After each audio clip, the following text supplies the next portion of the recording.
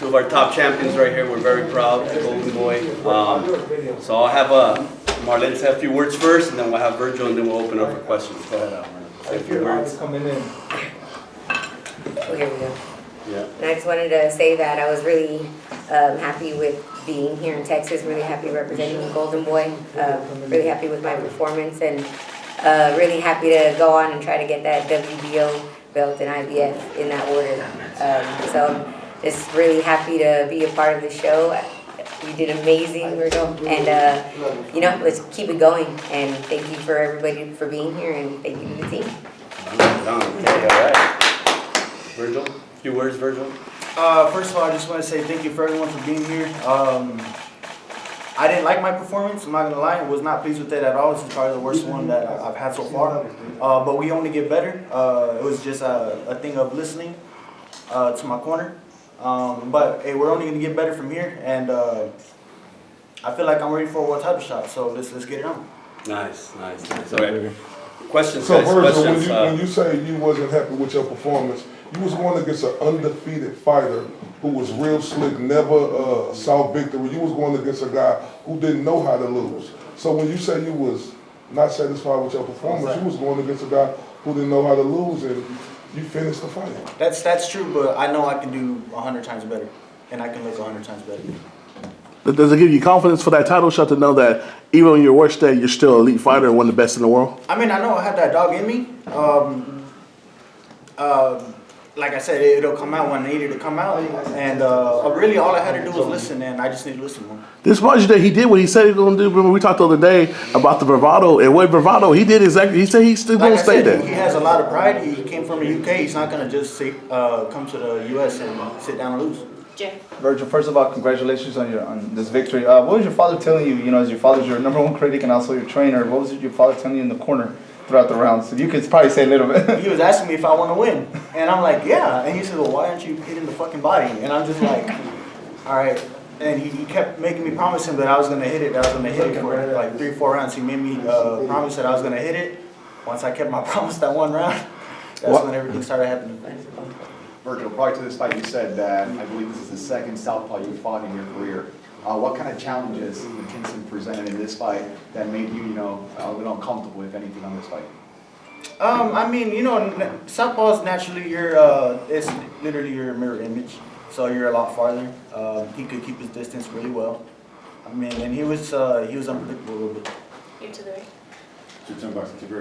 Did you make a conscious effort to have your right hand up to guard from his left hand? Did you feel like after the third round on that the fight was yours? That it changed in the third round? I felt it in the first round. I knew it. I just had to execute it. Why would you say you need so much? Why do you think you needed so much encouragement to reminders to go to the body? Was there something that you just couldn't feel it? Because we were expecting to see more body work early as well. What was preventing you to go? Because I'm hard-headed, and I thought this one shot was gonna land, and it wasn't landing. So I was like, I gotta listen to my dad. How much did the layoff play a role in this? I'm sorry. How much did the layoff play a role in this? Not at all. Martin's question. Merlen, Yokasta's fighting next month in September. Are you going to be watching that fight closely? I'll definitely be watching just to see who I need to fight, who's next. But the WBO is what I'm going for, what I want, and something that's gonna happen. I need to bring everything home, all the belts, and continue to do so and become undisputed and keep it that way until I retire. Okay, go ahead. Virgil, how did the cut happen in the first round, and did that affect you one? Was it a headbutt? He just came in with his head, and I should have did a better job of keeping him out. Did it bother you the rest of the way at all? No, but I did see like a little bit of blood. I was like, wait, is that mine? And it was just a different feeling. It didn't hurt, which is weird. It's my first cut. Yeah, it's my first cut. Graduated today.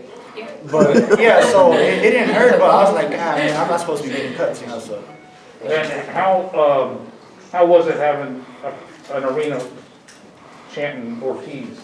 How did that feel? It's a wonderful feeling, just having the whole Metroplex behind your back, basically the whole country. I mean, it was US versus the UK, but I mean, it's always a great feeling. Hey, Virgil, I know you said that wasn't your best performance, but you was off for 12 months. You did go through an illness.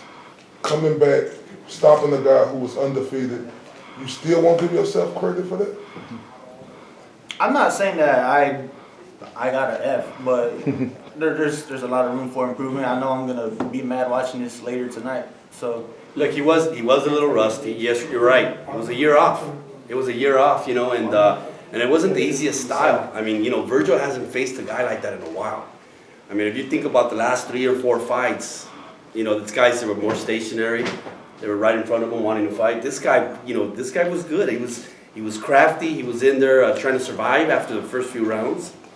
And yeah, like Vergil said, he started listening to the corner and he started chipping away. That's what you do with these kind of fighters. You chip away, you chip away, you chip away, and eventually he got him. Okay, Christian? Against Ross TV, Marlen, just like Vergil is his biggest critic, I'm sure you are your own biggest critic. What is something that you want to improve or work on for next fight? Well, I want to improve on everything. I also know that I want to make sure that I'm able to finish people a bit quicker, and making sure that when I see it, I step up to it versus just kind of having a little bit too much fun.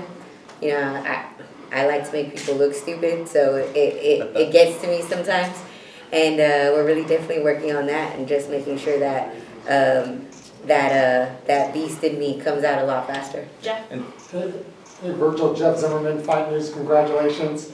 It did look like in the 5th, 6th, 7th or so, you did slow the pace down and started picking your spots more. And then next thing you knew, you got that first knockdown. Was that the advice in the corner, and was that the game plan? that's how I'm supposed to fight.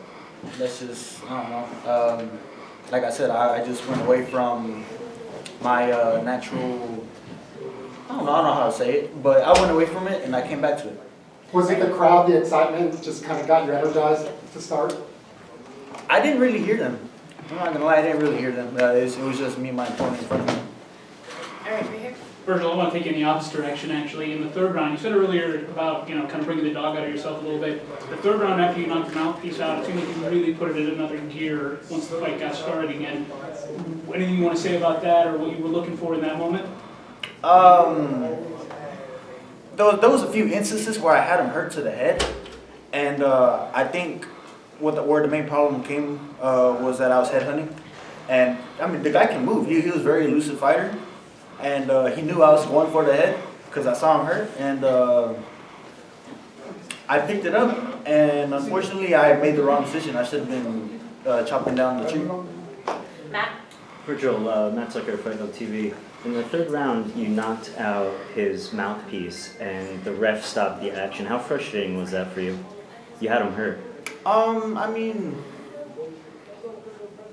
I wouldn't say it's frustrating. Do I want the fight to hurry up and carry on? Yeah, I do. I honestly didn't remember that till right now. So I don't know how. I remember that they took a while to put in my mouthpiece. Yeah. Because he got a pretty significant break from that. Yeah. But I mean, it's boxing. It's what can I do? Complain? It's not gonna do anything. Congrats on the win. The last question for Gary. Verge, congratulations on a great performance. The first knockdown in the 8th, on press row, we all thought that was the end of the fight. There was no way he was getting up. Were you surprised that he was able to get up and actually survive through that 8th round? I wasn't surprised. He definitely did what he needed to do to survive. So no, I wasn't surprised. Okay, Ellie for Marlen. Marlen. And Vergil. Congratulations. What's next? The WBO and I. Eso! I want to say something also. I want to congratulate James Cooper. It seems like ever since Marlen hooked up with James, she's been winning all these titles. She's been more aggressive. You saw it tonight. You've been sitting down on your punches a little bit more, throwing more punches. So it was a very, very exciting fight. I just want to congratulate James. James, great job. Yes. Good job, James.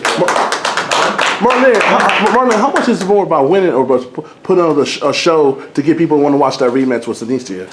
I think no matter what, anybody's going to want to watch the rematch with Sinisa. So, I mean, that's going to happen. That's something that's there. It's not just about getting a W ever. It's about really being the best version of myself that I can be and get there as quickly as possible. I mean, that's why Vergil said he did amazing, but he'll never see it that way because he didn't get it done the moment he wanted to get it done. And it's always going to be that way. It's about being who you say you are when you say you are that person and doing it correctly right away flawlessly. So it's not just about a W. It's about, you know, I am who I say I am, and being undisputed is the way to show that. But doing it even better every time is the way to solidify it.